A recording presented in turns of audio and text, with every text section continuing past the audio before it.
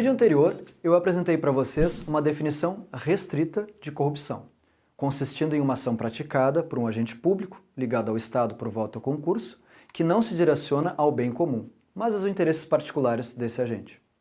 Com essa definição, meu objetivo foi desqualificar o discurso moralista da corrupção, ou seja, a ideia de que a corrupção é um ato praticado por uma pessoa mesquinha ou desinteressada pela comunidade em que se inscreve e que por isso é uma espécie de erva daninha dentro dessa mesma comunidade. Eu também mencionei no vídeo anterior que não acredito ser função das leis educar o cidadão, mas informá-lo dos limites da vida em comunidade. O que educa o cidadão é sobretudo a escola, a família, as amizades e os meios de comunicação. Ao falar isso, tentei defender a ideia de que se busca construir um consenso no Brasil de que o grande problema nacional é a corrupção, que a corrupção acontece porque há um terreno fértil e pessoas corruptas, e que, por consequência, se atacarmos e destruirmos as pessoas corruptas e infertilizarmos o terreno, iremos nos livrar da corrupção. Para exemplificar esses argumentos, retomo o processo de impeachment da presidenta Dilma Rousseff. Seu processo é fundado no discurso denuncista da corrupção, ainda que ela não tenha praticado nenhum ato de corrupção. Posto que ela não foi enquadrada em nenhum ato de corrupção, o discurso denuncista assentou-se no terreno fértil da corrupção sistêmica de dois partidos, o Partido dos Trabalhadores e o PMDB. E justificou-se: o governo de Dilma deve encerrar o mais rápido possível, pois ele mantém milhares de ervas daninhas, os corruptos, que se alimentam dos cargos que o PT e o PMDB distribuem Brasil afora. O caso da Petrobras, aliás, foi o mais aventado justamente por isso. A Petrobras estava indo à derrocada por causa dessas ervas daninhas, impostos e cargos especiais. Ao final do processo, o governo se desfez. Muitos cargos foram redistribuídos. E as queixas de corrupção continuaram. Por quê? Porque, afinal, o Estado brasileiro aplica seus mecanismos legais de cerceamento e punição da corrupção e o discurso da corrupção nunca se cala, nunca se cansa, nunca se esgota. Pois então, ele não se esgota porque sua função é reorganizar a máquina pública e não acabar com a corrupção.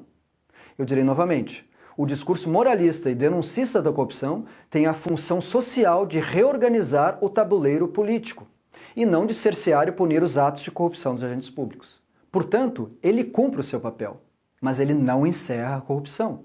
Até porque ele precisa dessa definição moralista para seguir operando. É simples assim. Vamos voltar a discutir a corrupção por novas bases? Se vocês me concederem um pouco mais de crédito, gostaria de avançar no que considero ser a base fundamental para chegarmos a um país promotor de bem comum e desenvolvimento social. Vamos lá? Pensem na vida de vocês. Quanto custa por mês para pagar a vida de cada um? Alguns custam mais, outros custam menos. Mas todos vivem no limite dos seus créditos, sejam eles especiais ou não. Há os que ultrapassaram o limite há tempos e terão de trabalhar o resto da vida para tentar pagar parte dos seus juros. Há outros ainda que herdam as dívidas dos seus pais e mães ou dos seus filhos e filhas e que, por consequência, precisam seguir trabalhando sob a pena de perder essas relações. O mesmo ocorre no caso de países, e especialmente no quadro brasileiro, entre os estados e municípios.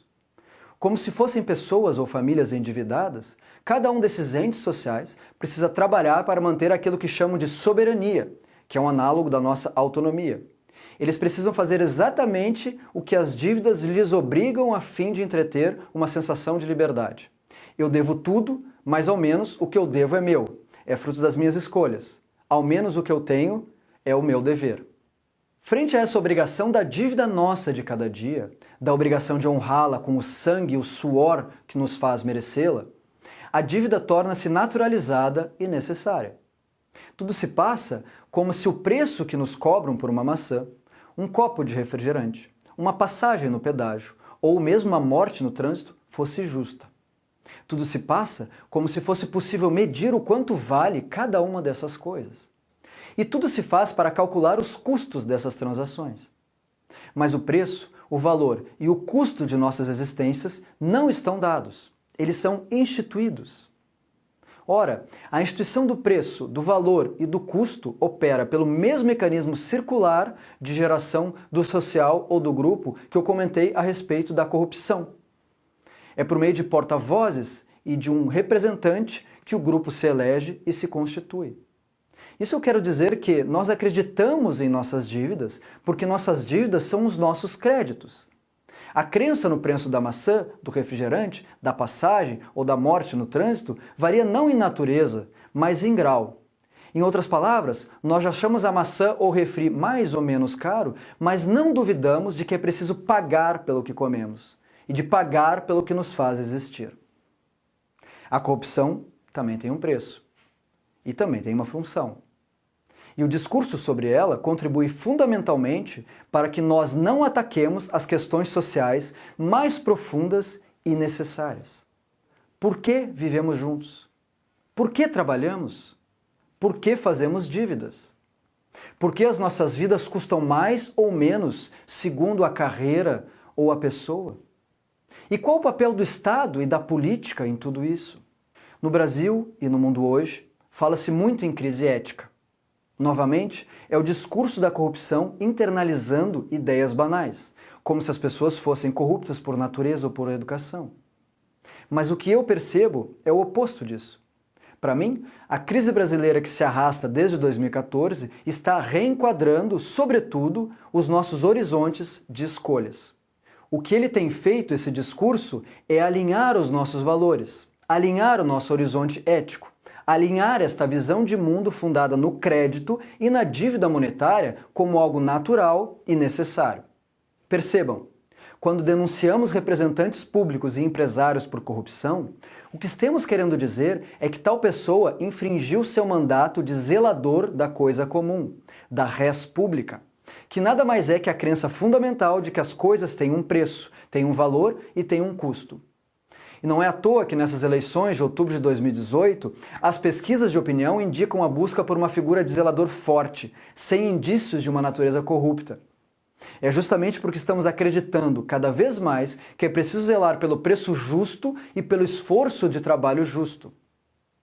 O que se busca nas próximas eleições é alguém que organize a arena de trabalho, da renda, do crédito, da tributação, para que cada um de nós siga com as suas dívidas de cada dia. O que eu estou propondo aqui é: o discurso denuncista da corrupção não reduz a corrupção, mas cumpre o seu papel de confirmar e assegurar a crença social no preço, no valor e no custo das coisas. É um discurso que, quanto mais unanimista for, mais capaz será de assegurar essa crença no crédito e na servidão pela dívida. Então eu pergunto a vocês novamente: por que vivemos juntos? Por que trabalhamos? Por que fazemos dívidas? Por que nossas vidas custam mais ou menos caro segundo uma carreira ou segundo a nossa pessoa? E qual o papel do Estado e da política em tudo isso? Percebam como essas questões de fundo passam desapercebidas justamente porque estamos preocupados com os seres imorais, com as ervas daninhas, com os corruptos, com os bandidos. Vejam como paramos de pensar nas nossas escolhas vitais. Nós paramos de discutir nossa autonomia, paramos de discutir nossa liberdade e aceitamos tranquilamente que todos temos dívidas a pagar, enquanto que há outros, os bandidos, as ervas daninhas, que burlam o sistema para escapar dessas dívidas. Essa é a origem do nosso sentimento de injustiça. Frente a esse quadro tão familiar, mas sobre o qual refletimos tão pouco, você ainda acha que a corrupção é o problema maior de países como o Brasil? Que aqui é um campo fértil para a corrupção, porque há pessoas corruptas por todos os lados, que nasceram, foram ensinadas a se portar como corruptas? Se sim, ok. Eu tentei mostrar a você uma visão diferente. Na minha visão, o que melhorará países como o Brasil é um retorno às bases do que significa viver em sociedade. Voltar a discutir nas escolas, nas famílias, entre amigos e nos meios de comunicação o que desejamos de nossas vidas. E não esperar que figuras providenciais e zeladoras nos indiquem qual o bom emprego a assumir para pagar a dívida ou qual é a dívida menos abusiva que devemos adquirir. A visão que eu proponho é uma visão humanista e liberal que crê na descoberta de talentos e valores por meio da criação de terrenos férteis para o desenvolvimento de vocações.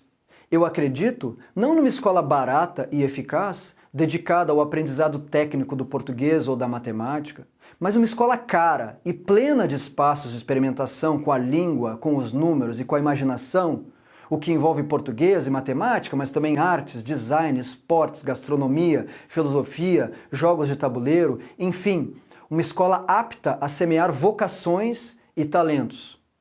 O mesmo vale para a família, o mesmo vale para as amizades, o mesmo vale para as mídias.